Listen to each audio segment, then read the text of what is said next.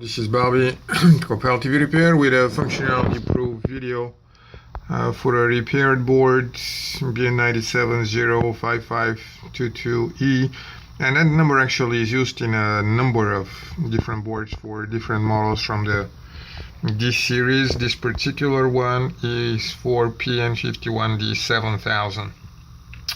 The board is marked 850-NEO.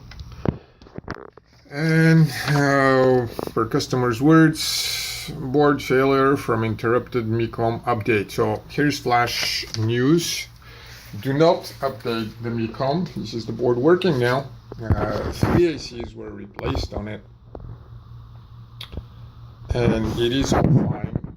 But when you try to hack the board, jailbreak it, install your software, and especially after that, actually, if you try to update the MICOM. But sometimes, even if you don't try to jailbreak it, not now, because it has the new storage EEPROM, which is not going to cause it to fail.